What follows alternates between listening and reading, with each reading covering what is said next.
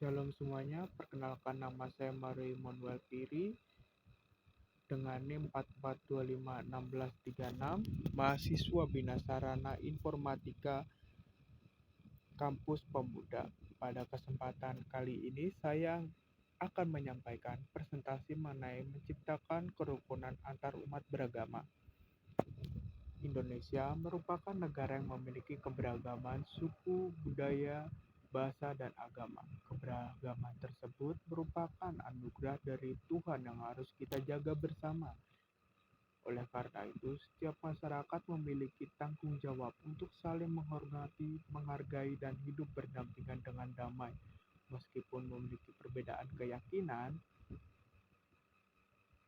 dalam ajaran Kristen, hidup rukun bukan hanya sekedar pilihan, tetapi merupakan panggilan bagi setiap orang percaya untuk menjadi pembawa damai di tengah masyarakat.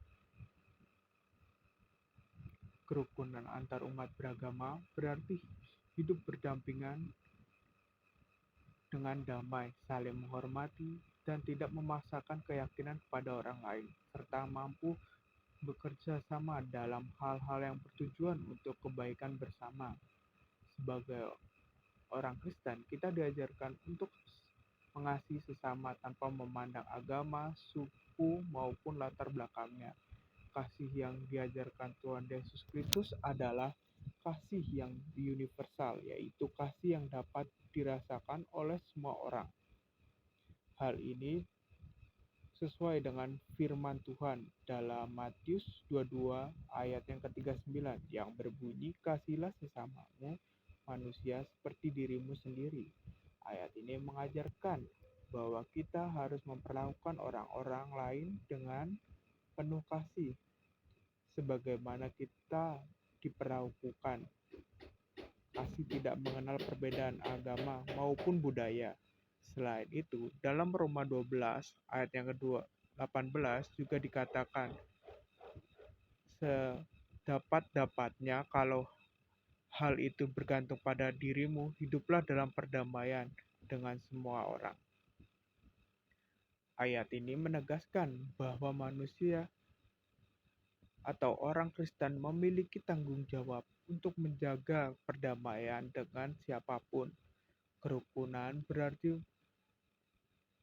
tidak berarti mencampurkan ajaran agama, melainkan menghormati hak setiap orang untuk menjalankan keyakinan masing-masing. Dengan sikap saling menghargai, kehidupan masyarakat akan menjadi lebih damai dan harmonis. Selanjutnya, saya akan menyampaikan sebuah video mengenai kegiatan gotong royong membersihkan lingkungan.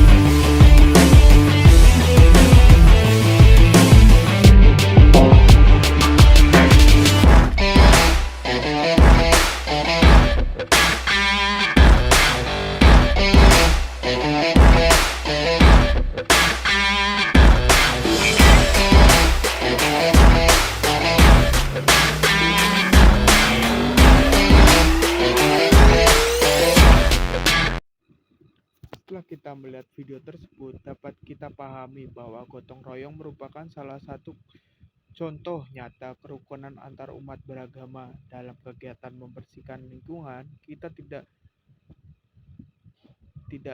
melihat siapa agamanya, siapa sukunya, ataupun siapa latar belakangnya.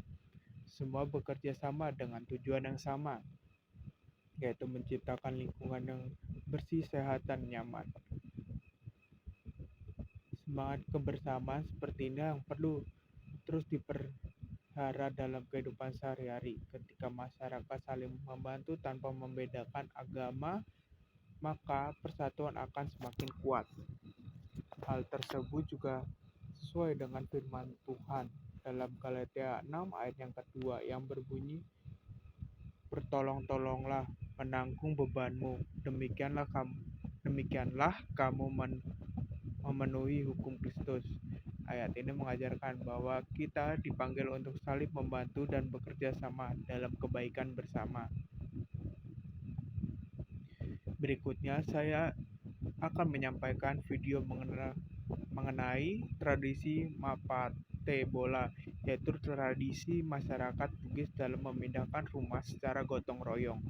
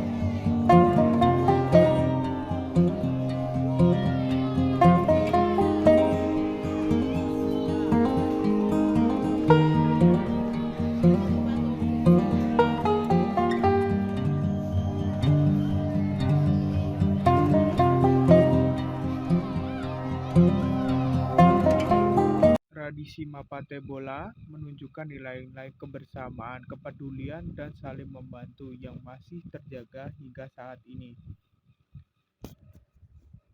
Yang menarik dalam tradisi tersebut, masyarakat ikut saling membantu tanpa melihat perbedaan agama maupun latar belakang. Semua orang memiliki tujuan yang sama, yaitu membantu sesama yang sedang membutuhkan. Nilai ini sangat sesuai dengan ajaran Kristen karena Tuhan Yesus menghendaki umatnya menjadi pribadi yang peduli terhadap orang lain. Firman Tuhan dalam Ibrani 10 pasal ayat yang ke-29 sampai 24 sampai 25 mengatakan, dan marilah kita saling memperhatikan supaya kita saling mendorong dalam kasih dan dalam pekerjaan baik.